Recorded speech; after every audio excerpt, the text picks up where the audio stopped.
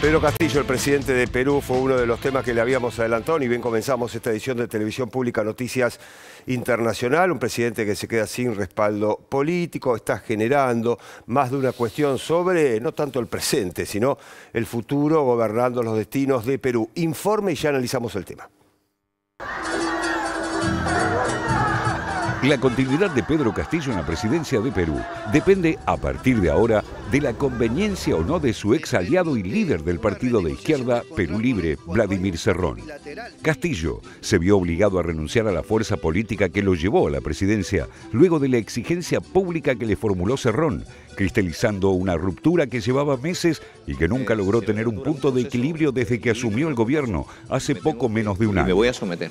Ese es mi compromiso con el país. Castillo había sido reclutado por Cerrón a fines de 2020 para llevarlo a la presidencia de Perú ante la imposibilidad de postularse por estar condenado por corrupción. Para obtener el triunfo electoral, el ex maestro rural tejió alianzas con sectores de izquierda más moderados y se vio obligado a matizar el discurso populista y combativo de Perú Libre. A partir de ese desequilibrio y con acusaciones de corrupción, la distancia entre Cerrón y Castillo fue ensanchándose hasta la renuncia obligada del mandatario del partido. Más allá de estas cosas que al final la verdad va a premiar, entender de que yo estoy acá por el Perú, no he venido en todo caso de hacer de alguna u otra forma, dar algunas muestras de corrupción, y eso estoy totalmente seguro. A mí no me van a encontrar. Por más que se busque temas así que son históricos en el Perú. La pérdida de una fuerza política que lo apoye en el Parlamento pone la permanencia de Castillo en situación de jaque permanente. Desde que asumió el 28 de julio de 2021, ya atravesó 2 mociones de censura en el Parlamento. Se necesitan 87 votos para destituirlo. La primera fue en diciembre, a 5 meses de haber asumido la jefatura del Estado. La segunda en marzo de este año. La acusación fue la misma: permanente incapacidad moral en base a supuestos hechos de corrupción de Castillo y de miembros de su gabinete. El Ministerio Público debe actuar con firmeza en las investigaciones penales para adoptar decisiones con oportunidad y mostrar a la ciudadanía que somos un cuerpo institucional que lucha contra el uso corrupto y abusivo del poder.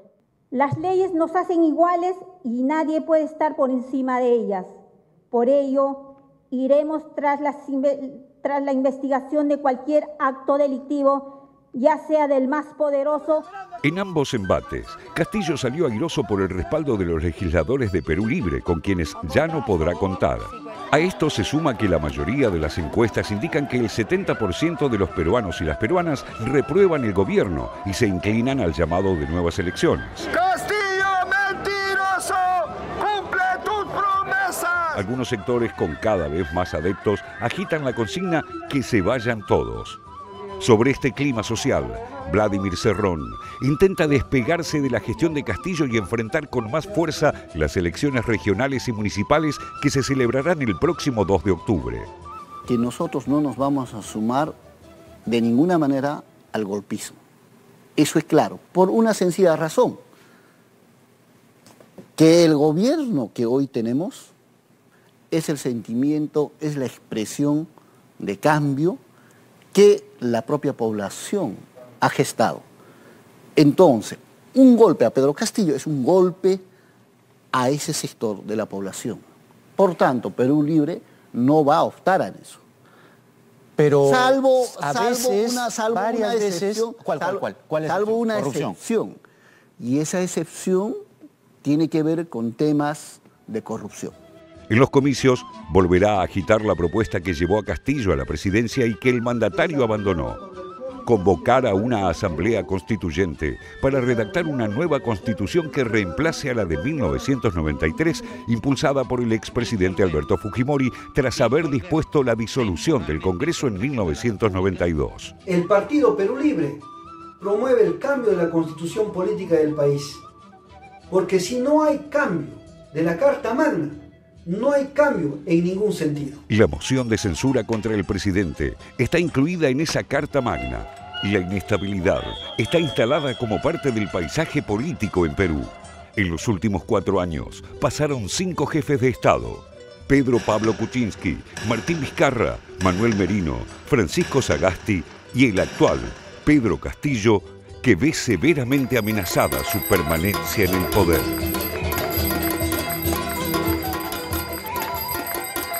Según las encuestas, el 70% de los peruanos están reprobando la gestión de gobierno de Castillo. Bueno, así están las cosas en Perú, Augusto, complicadas. Sí, Castillo que todavía no cumplió un año en el gobierno. Eso es lo más llamativo. Pareciera como que ya estaría terminando el mandato. Claro, recién empieza. Hay un nivel de desgaste que es propio de un mandato ya transitado. No, el 28 de julio cumple el primer año de gestión. Es muy importante para el futuro de Castillo lo que pasó con Perú Libre. Perú Libre, hay que recordar que Castillo no era militante de Perú Libre, fue invitado por Vladimir Cerrón, el líder del partido Perú Libre, un hombre que fue gobernador, de Junín, en Perú, y que tiene una tradición de izquierda tradicional, digamos, ¿no? Muy cerca de Cuba, cerca de Venezuela. Esa es la formación, una formación más cerca del marxismo. Esa es la formación del partido Perú Libre. No puede ser candidato porque tiene algunas causas que lo inhabilitan para ser candidato a presidente, y lo invitan a Pedro Castillo, y pasó lo que pasó en las elecciones.